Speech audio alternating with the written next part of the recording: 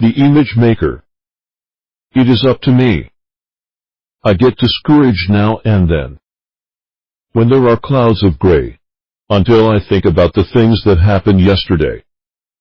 I do not mean the day before, or those of months ago, but all the yesterdays in which I had the chance to grow.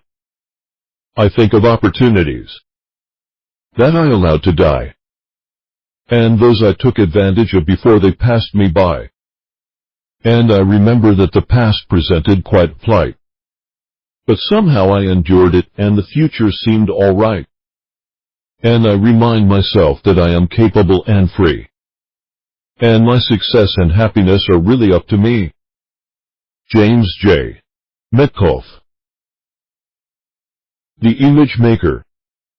The ideas contained in this video could very well be the breakthrough for you, because image making, once we get a firm grip on it, is a truly dynamic idea. I was speaking in Ohio a number of years ago, to a large group of business people, when an elderly gentleman in the audience suddenly stopped me as I was explaining the image-making concept. He stood up and informed the audience that he was 65 years of age. Before he understood this idea, he mentioned that he had read about it, thought about it, and even talked about it, but he never really understood it until he was 65 years old. I want to suggest, right at this moment, that you watch this video over a few times, because most people live and die and never fully understand the power of image making. Understand that we are relating this idea to money in this video, but I want you to know that once you fully understand the image making concept, you can effectively use it for whatever good you desire. I am not able to tell you the exact date on which I myself gained an understanding of image making, but I can tell you it has had as great an impact on my life as any idea I have ever learned. The knowledge of image making eliminates competition from your life, by moving you from the competitive plane to the creative plane. You will soon understand, therefore, that in truth, the only competition you will ever have is with your own ignorance. This idea truly excites me. To be more accurate, I should probably say sharing this idea with you excites me, because I know how it can improve every aspect of your life. I honestly love watching people grow or unfold as new ideas register in their consciousness. But before I delve into this idea, please understand that everyone is using the image-making concept and everyone always has. In fact, everything that has ever come into your life has come as a direct result of the image-making process. Therefore, if you will only become aware of the results which you have obtained, you will realize you have already employed this great mental tool. Just take a look at the results most people obtain. Generally speaking, you could say it is quite obvious that when they make use of their image-making ability, they almost always use it the wrong way. You are an image maker. Most religions teach that God is responsible for everything made in this world, and I would fully subscribe to this proposition. However, as co-creators, human beings must bear responsibility for what God makes in their lives. The minister and the farmer. A story I once heard illustrates this point exceedingly well. Many years ago, a minister was driving along a remote country road, when he happened upon a very beautiful farm. The farm was kept in absolutely magnificent condition. The fences were well cared for. The crops were a radiant green, and although the house was set back some distance from the road, it was abundantly clear that it had a clean, fresh coat of white paint on it. Well-cultivated flower beds encircled the house and stretched all along both sides of the long, wide driveway, leading to it from the road. In a neat row along both sides of the drive as well, were straight lines of tall green poplar trees reaching up to a picturesque pale blue sky. The lawns surrounding the house were a deep rich green, and as well manicured as any putting green ever was. Indeed, the entire picture would have fit well on a postcard, since it was absolutely breathtaking in its splendor. Then the minister looked off to his right, to the other side of the road. Here the fields were plowed, The earth was the deepest black the minister had ever seen, and he was amazed at how the furrows had been plowed in such a way that they stretched out in rows as straight as clotheslines far off in the distance. The minister could see the farmer sitting up on his tractor, with a straw hat on the back of his head and clad in an old, light blue pair of overalls. It appeared that the farmer was moving toward the road as he was plowing. Since the minister was in no particular hurry, he pulled his car over to the side of the road, got out of it, and walked toward the fence. When he reached it, he just stood still, enjoying the light breeze, the warm sunlight, and admiring the beauty of the farm and the farmer's ability to plow such straight furrows. As the farmer worked his way toward the road, he noticed the minister leaning against the fence. So he brought the tractor to a halt, climbed down from it, and slowly started to walk in the minister's direction. As the farmer got closer, the minister smiled, raised his arm, and waved, saying, "My good man, God has certainly blessed you with a beautiful farm." The farmer stopped, pulled out an old red and white polka dot handkerchief from his pocket with his big, scarred and calloused hands. He raised his arm and wiped the sweat from his sun-scorched brow, still not saying a word. Then he reached up with his other hand, and gently took from his mouth the long piece of straw that had been bouncing and waving as he walked. He stood in silence for a moment, looking at the minister, and then he spoke. With a slow, steady voice he replied, "Yes, Reverend, you are right. God has blessed me with a beautiful farm, but I just wish you could have seen it when he had it all to himself." Understand that images are mental pictures that are made from thoughts, and the magnificence of the mind lies in the fact that it can think, that is to say, it can tap into thought and create whatever image it chooses. Now play with your mind for a few minutes and become aware of how you can flash one picture or image after another on the screen of your mind. It is almost as if you were sitting inside your body at a great theater, and you are the writer, producer, and director of this movie you are watching. In a wonderful book one read a number of years ago titled The Science of Getting Rich, the author, Wallace D. Wattles, referred to this thinking stuff that permeates, penetrates, and fills the interspaces of the cosmos as true, that thoughts are everywhere and we can tap into this thinking stuff with our mind and form any image we choose. Now become aware of this truth. Everything we do is preceded by an image. We think first in order to form an image. Then we do the work. Building the first chair. Consider for a moment how the first chair was built. We did not always have chairs. You know, I suppose many years ago when we first started to become civilized, someone became tired of sitting on the ground. Whoever this person was, he probably started to think, and began to see a picture in his mind. He probably saw himself sitting on a thing with his legs hanging down and his back leaning against something. This picture or idea appealed to him, because he imagined that it would be a more comfortable position in which to sit. Certainly much more comfortable than sitting on the ground with his knees shoved up under his chin. Since this picture appealed to the person thought of it often, until a desire to have such a thing began to develop. The desire moved the person into action, and with the picture in his mind, he began to build something outside of himself in his physical world that was, as close as possible, a replica of the image he held in his mind. Once the thing was completed, the person sat on it. He let his legs hang and his back lean, and he found that it was good. He then called the thing a chair. The word chair is a symbol that has a corresponding image, and when you see or hear the symbol chair, it triggers an image on the screen of your mind. From that day to this, others have been building images of more comfortable chairs, chairs with padding, chairs that fold, and chairs that recline. Then someone got lonely sitting alone, and the person began to think, and they built an image in their mind of a very long chair. They constructed that long chair, found it was good, and they called it a sofa. Need we continue? Someone got tired of sleeping under a tree and they built an image of a roof over their head and on. And on we go. Out of the cave into a condominium.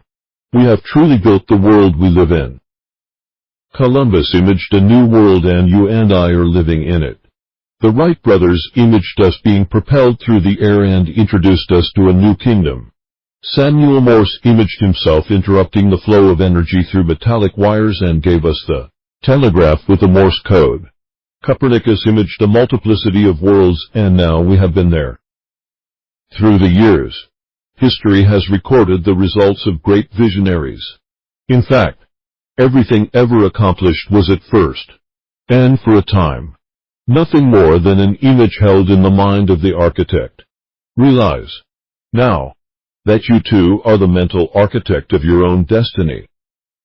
Going to the movies. Consider this. Jack Nicklaus, the world-famous golfer, explains he will not even pick up a club until he has a very clear image on the screen of his mind, showing exactly how the ball will fly through the air, how it will hit the ground and where it will roll after it hits. Nicklaus calls this going to the movies and he has become so proficient at it that he has become known throughout the world. Fame and fortune are his for the asking. In the previous minutes, I made reference to the statement by Wallace D. Wattles. There is a thought stuff that permeates, penetrates and fills the interspaces of the cosmos in truth. There is a thought stuff everywhere around you and within you. So become aware of this truth and tap into it now. Use it to form an image on the screen of your mind. See yourself already in possession of the amount of money you want, to provide the things you need, to live in the style you choose to live. Personal prosperity. You are using mental faculties that everyone has. They are exactly the same mental faculties used by Copernicus, Buddha and Morse whom we previously mentioned. You might have formed the habit of thinking that people like those just mentioned are different than you and I. But I want you to know the only difference between you and them, or anyone else, is only in appearance and accomplishments. We all live in different physical bodies and we all use our inherent mental faculties in a different way. But our basic structure is fundamentally the same. I am well aware there are many professors and other professional people who will tell you what I have just said is a lot of nonsense. But disbelievers like these have always existed and they are, in my opinion, little people. For all of the truly great leaders are in complete agreement with what I have just explained about your equality with great people of the past and present. Even Jesus tried to tell the world, as he was doing his great work some 2,000 years ago, that you too were capable of doing what he was doing. In fact, he even went a step further in saying, even greater things are you capable of, believe him. He spoke the truth. The little people will say, that is not what he meant. But let me assure you, it is exactly what Jesus meant. If you can see it and believe it, you can do it. Napoleon Hill spent almost his entire life studying 500 of the world's greatest achievers, and the essence of his exhaustive studies and writings is contained in his great book, Think and Grow Rich. Whatever the mind can conceive and believe it can achieve. Not many people believe this, but the ones who do, prove it to themselves. Why do not you prove it to yourself? Now, just build the image of prosperity on the screen of your mind and watch what happens. Remember though, regardless of how tough things get, you must continue to hold the picture of personal prosperity. You will very likely run up against a series of circumstances that will, for a time, almost have you convinced you're actually going backwards. But persistence is the key. Continue to hold the picture of personal prosperity and understand that what is happening to you is what must happen to prepare you to receive the good you desire. Persistence. Napoleon Hill devoted an entire chapter in Think and Grow Rich to persistence. In that chapter he said, there may be no heroic connotation to the word persistence, but the character is to the quality of man what carbon is to steel. Hill also pointed out in another part of the same chapter that the only thing which separated Thomas Edison or Henry Ford from the rest of the people in the world was persistence. For both of these great men had an image and they would not let anyone or anything dissuade them. They were persistent. One illuminated the world. The other put the world on wheels. Both were, of course, richly rewarded. In a previous video, we explained money is a reward for service rendered. These men provided a tremendous service to millions of individuals and their reward was in direct proportion to the service rendered. So build your image of prosperity and be persistent. The way for your image to materialize will be shown to you. Persistence always pays. A number of years ago, John Kennery, a friend and business partner of mine, was discussing Hill's chapter on persistence with me. We both seemed to be equally impressed with the importance of this quality, as well as with the necessity of a person having it, if they were to reach any worthwhile goal. After a time and nearing the end of our discussion, we each agreed we would read the chapter on persistence, once every day for 30 days. I didn't even have to ask John to find out if this exercise helped him. I know it did. And the exercise has most certainly benefited me on numerous occasions.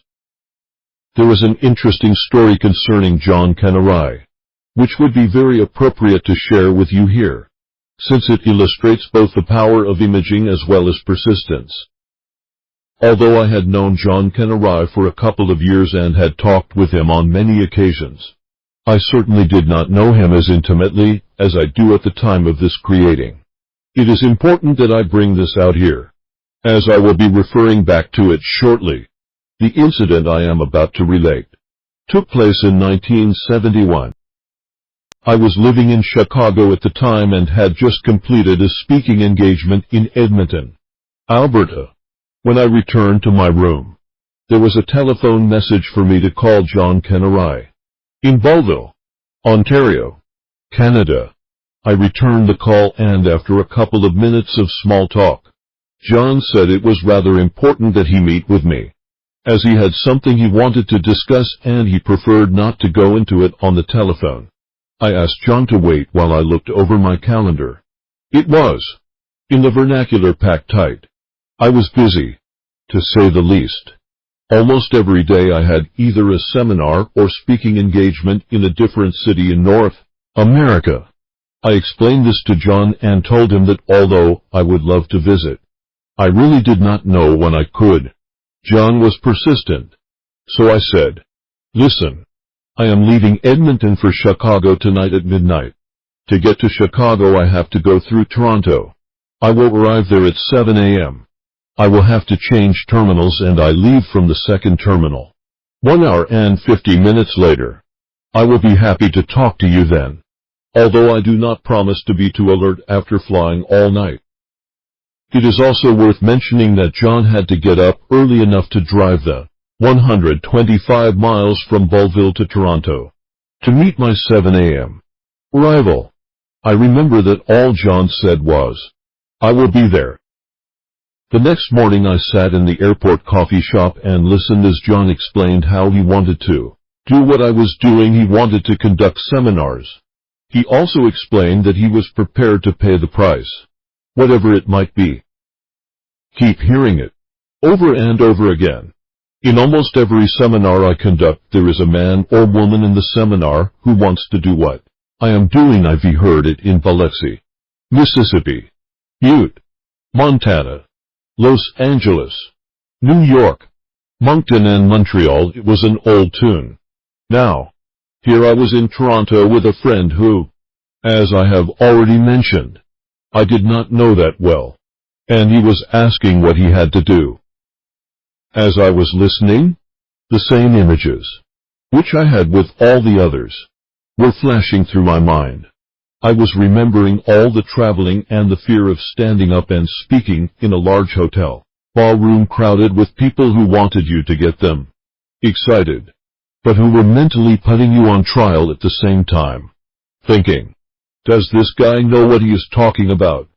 In many situations, such as a sales convention, You had 40 minutes from beginning to end in which to build rapport with a few hundred strangers, and get them excited about themselves. The years of staying up nights reading and studying. The years of learning by attending seminars all over the continent.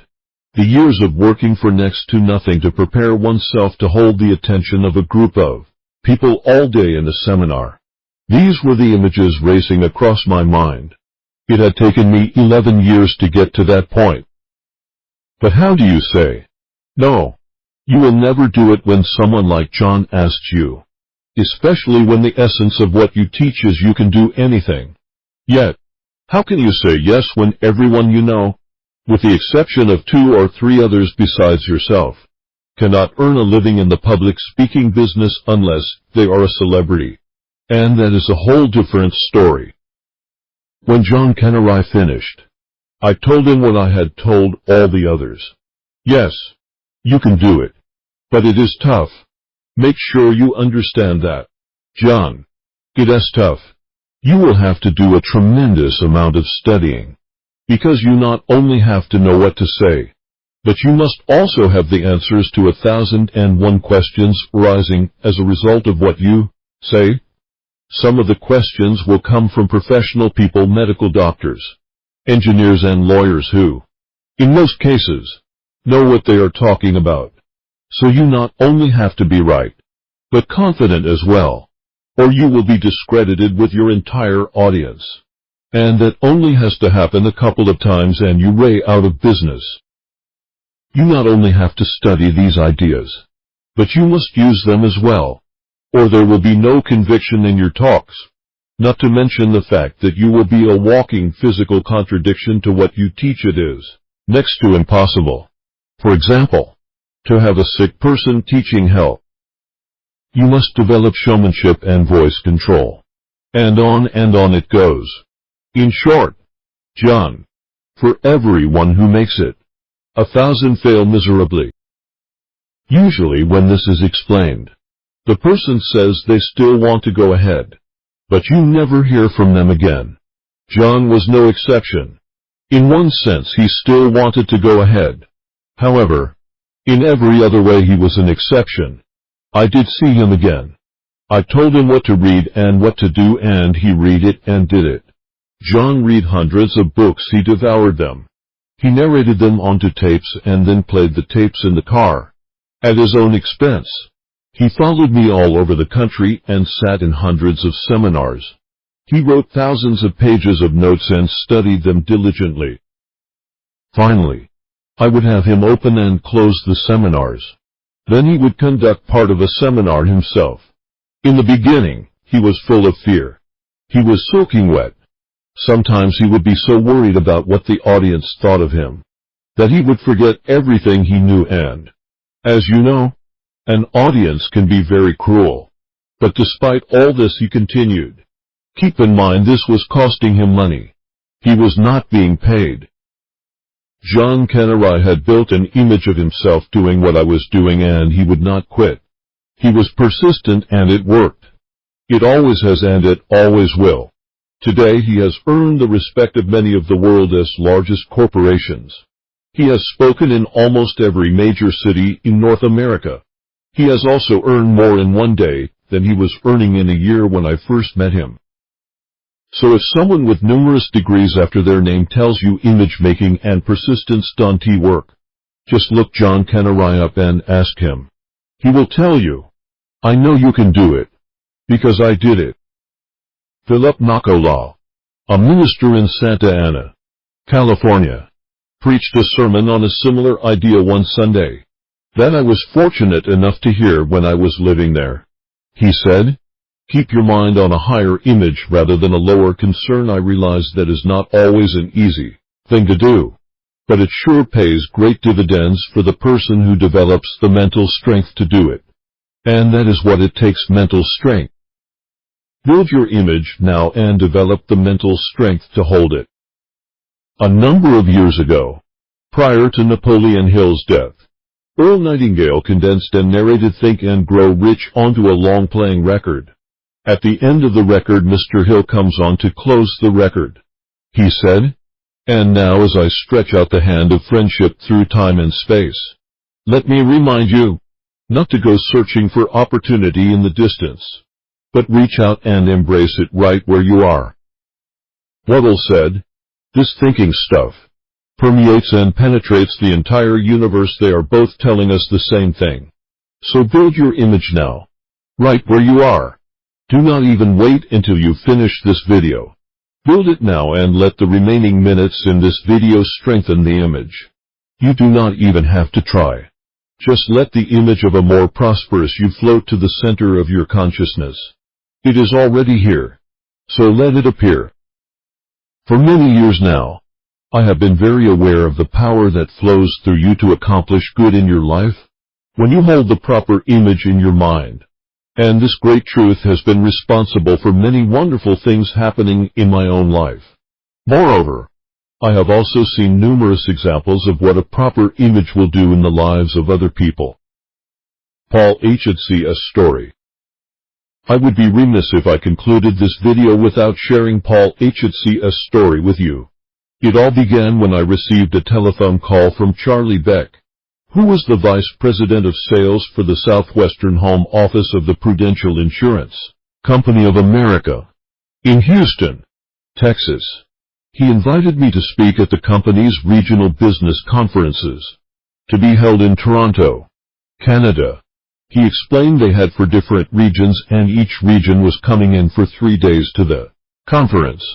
This meant that they wanted me to work in Toronto for approximately 12 days, although I was living in Los Angeles at the time. Toronto was my hometown where I grew up. My family and friends all lived there. So naturally the idea appealed to me. But I asked Charlie how long I could have on the program and he said, "About an hour. I think it is worth mentioning at this point that I have not as yet learned to teach anyone much in an hour." And I told him so. I explained that if he would give me 2 mornings on the program with each region, I would be glad to come and do the job for him. I wanted to earn 1/2 hours each morning.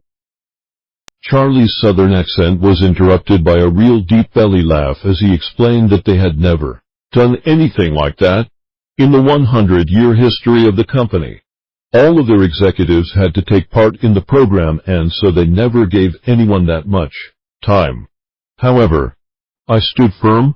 I gave him the name of a couple of other vice presidents in his company whom I had worked for, and I suggested that he call them to find out if my idea had any merit.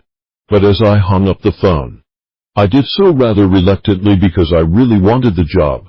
I must admit that I was somewhat surprised. Therefore, when one of Charlie's aides phoned me back to say they were going for it, he also told me he did not know how I had talked Charlie into doing it. But I was given 2 mornings on the program. I made up my mind right on the spot that I was going to leave these people with something special, and if they chose to use it, they could literally change their lives overnight. Not to mention what it would do for their sales records. I was going to speak on the power of an image, or, to be more specific, the power of a self-image and the benefits of holding a positive one. At the conclusion of the program for one of the regions, a gentleman came up to me and said it was imperative he talk to me. He said he had a problem, and he felt I had the answer to the problem, because he was impressed with the ideas I had explained during the seminar presentations. There were approximately 200 people in each one of these conventions, and I explained to this man that many of the people wanted to talk to me, but I did not have the time to talk to everyone individually, since I was only one person. I also explained to him I had another appointment and had to leave immediately to be there on time. Still, he was persistent, so I agreed to meet him the following morning in the coffee shop for breakfast. I can remember our meeting as if it were yesterday. The 2 of us sat down just inside the door of the coffee shop at the Hyatt House Hotel on Avenue Road. As soon as we sat down, he started talking. He informed me that he had to tell me something about himself, so I could understand his problem. He said he did not want me to think he was bragging, but it was necessary for me to have this information. He began by telling me he was a good man, and I already knew that about him. Just by looking at him, I could feel it about him. He then went on to explain he had worked for Prudential for more than 20 years, had been in management for all but 2 of those years, and he concluded by saying, "I am a good manager." Next he stated he had a good record, good people, and he was well respected by the executive staff of this company. No sooner had he uttered those words than Charlie Beck and Dick Merrill, the senior vice president from Houston, came walking in. They came over to our table, congratulated Paul on his year, exchanged a few words with us, and then went to their own table. Paul and I sat down again and resumed our conversation. He said, "They meant what they said. I knew it was true. It was not mere flattery. It was a sincere, merited compliment that Paul had received from his 2 senior executives." Finally, he said, "Now, this is my problem. I run a district office in Wichita, Kansas. Out of over 500 offices Prudential has, our office stands in 175th place. Now," he said, "that is not bad.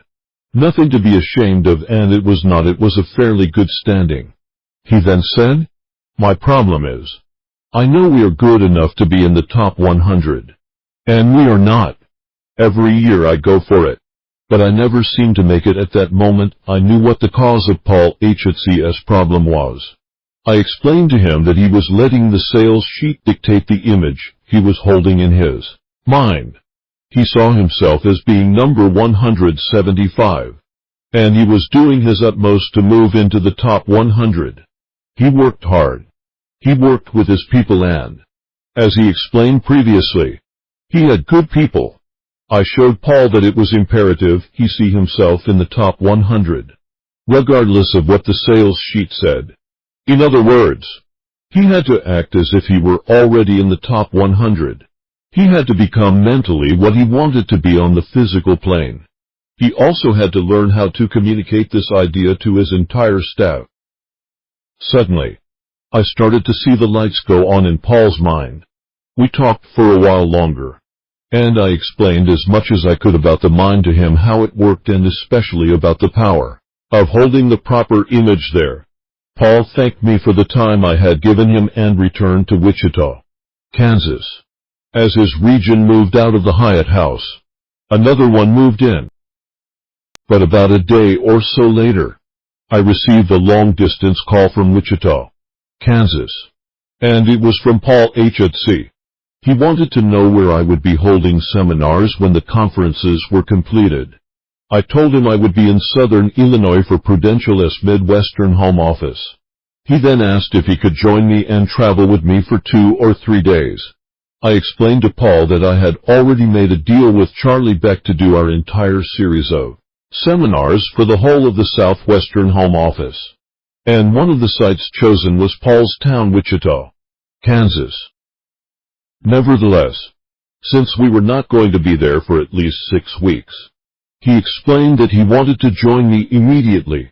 So, at his own expense, he flew some 600 miles to spend 3 days with me. We went together from Litchfield, Illinois, to LaSalle, Illinois. We spent hours talking as we were driving from one city to another, and he sat in the seminar and took copious notes all day long. In the evening we would spend more hours conversing. Finally, Paul returned to Wichita and started to apply these ideas. Specifically, he started to work with the proper image, and, as a result, the sales started to climb.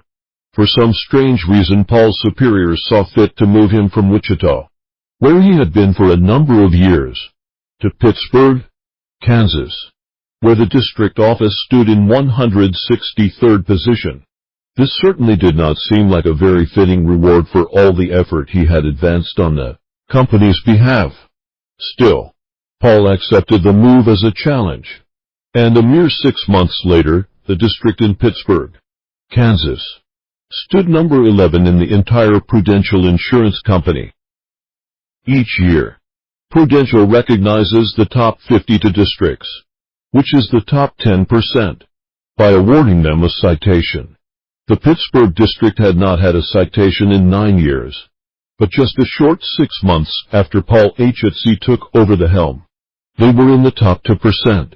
Just 2 years later, they missed the number 1 spot by a matter of a few percentage points. Today, Paul H.C. is Vice President of Sales in Houston, Texas, for the Southwestern Territory. Clearly, he is a man who learned well the awesome power of an image held in the mind.